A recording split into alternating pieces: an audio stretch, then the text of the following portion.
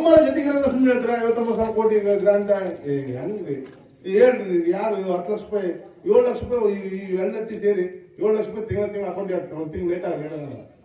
ಈಗ ಸರಿ ದುಡ್ಡು ಬಿಡೋಣ ಅಂತ ಹೇಳ್ತಾರೆ. ಈಗ ಆಯ್ತು, ಈಗ 1.5 ವರ್ಷ ಆಗೈತೆ. ಈಗ ಲೆಕ್ಕ ಹಾಕ್ರಿ ಯಾವ ತಿಂಗಳು ದುಡ್ಡು ಬಿದ್ದಿಲ್ಲ ಅಂತೇಳಿ.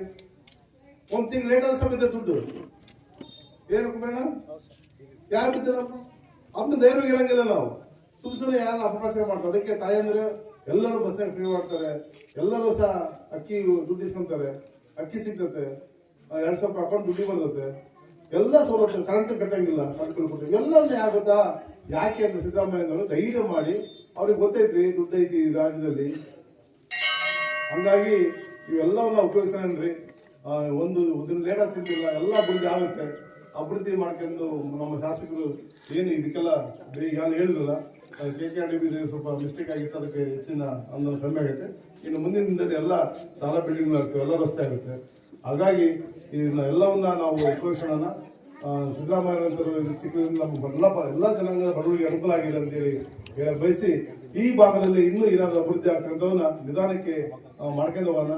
ಯಾವ ಆಗ್ಬೇಕು ಅವೆಲ್ಲವನ್ನ ತಿಳಿಸಿ ಮಾಡ್ತಕ್ಕಂಥದ್ದು ಮಾಡೋಣ ಅಂತೇಳಿ ಹೇಳಕ್ ಬಯಸಿ, ಉದ್ಯೋಗ ಖಾತೆ ಸಹ ಚೆನ್ನಾಗಿ ಉಪಯೋಗಿಸ್ಕೊಳ್ರಿ PDO ಸಾಹೇಬ್ ಸ್ವಲ್ಪ. ಯಾಕಂದ್ರೆ ಅದನ್ನ ಕರ್ನಾಟಕ ನಮ್ಮ ದೇಶದಲ್ಲಿ ನಮ್ಮ UPA ಗೌರ್ಮೆಂಟ್ ಇದ್ದಾಗ ಒಂದು ದಿನಕ್ಕೆ ಬಡವರಿಗೆ 1 ವರ್ಷಕ್ಕೆ ಇಷ್ಟು ಕೊಡ್ಬೇಕು, ಮಿನಿಮಮ್ 1 ವರ್ಷಕ್ಕೆ 25,000 30,000 40,000 ರೂಪಾಯಿ ಅಕೌಂಟ್ ದುಡ್ಡು ಹಾಕ್ಬೇಕನ್ನೋ ಕಾರಣಕ್ಕೆ ಯೋಜನೆ ತಂದಿರೋದು.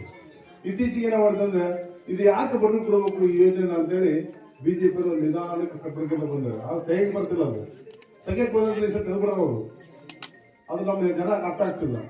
ಒಬ್ಬ ಬಡವರಿಗೆ ಕೂಲಿ ಸಿಕ್ಕಿಲ್ಲ ಅಂತೇಳಿ ಹೊರಗಡೆ ಹೋಗಬಾರ್ದನ್ನ ಕಾರಣಕ್ಕಾಗಿನೇ ಒಬ್ಬ ಕೂಲಿ ಕಾರ್ಮಿಕರಿಗೆ ವರ್ಷಕ್ಕೆ 35,000 40,000 ರೂಪಾಯಿ 50,000 ದುಡ್ಡು ಸಿಗಬೇಕು ಅನ್ನೋ ಕಾರಣಕ್ಕಾಗಿ ನಾವು ಉದ್ಯೋಗ ಖಾತೆ ಬಂದಿರೋದು. ಇವೆಲ್ಲವನ್ನ ಇದಾವೆ, ಮುಂದಿನ ದಿನದಲ್ಲಿ ಮಾತಾಡ್ಕೊಂಡು ಎಲ್ಲ ಕೆಲಸ ಮಾಡ್ಕೊಂಡು ಹೋಗೋಣ ಅಂತೇಳಿ ಬಯಸಿ, ನಮ್ಮ ಕಾಂಗ್ರೆಸ್ ಎಲ್ಲ ಮುಖಂಡರು ನಮ್ಮ ಇದನ್ನೆಲ್ಲ ತಿಳಿಸ್ರಿ, ಇನ್ನೂ ಹೆಚ್ಚು ಅಭಿವೃದ್ಧಿ ಆಗ್ತಕ್ಕಂಥ ಕೆಲಸವನ್ನು ಮಾಡೋಣ ಅಂತೇಳಿ ಬಯಸಿ, ಮುಂದಿನ ದಿನದಲ್ಲಿ ಬೇರೆ ಬೇರೆ ವಿಷಯಕ್ಕೆ ಬಂದಾಗ ಇನ್ನು ಹೆಚ್ಚಿನ ವಿಷಯಗಳು ಮಾತಾಡೋಣ ಅಂತೇಳಿ ಬಯಸಿ, ಈ ಒಂದು ಕೆಲಸ ಸುಗಮವಾಗಿ ಚೆನ್ನಾಗಿ ಆಗಲಿ ಅಂತೇಳಿ ಹೇಳಿ ಈ ಮಾತಾಡಲು ಅವಕಾಶ ಕೊಟ್ಟಂತೆ ಈ ಊರಿನ ಎಲ್ಲ ಯಜಮಾನರಿಗೂ ಮತ್ತು ವೇದಿಕೆ ಮೇಲೆ ಆಸಕ್ತ ನಮ್ಮ ಶಾಸಕರು ಸೇರ್ಕೊಂಡು ಎಲ್ಲ ಹಿರಿಯ ಮುಖಂಡರು ಸೇರ್ಕೊಂಡು ಮತ್ತೊಮ್ಮೆ ಎಲ್ಲರಿಗೂ ಸೇರಿಸಿ ನನ್ನ ಮಾತನ್ನು ಮುಗಿಸ್ತೇನೆ. ನಮಸ್ಕಾರ.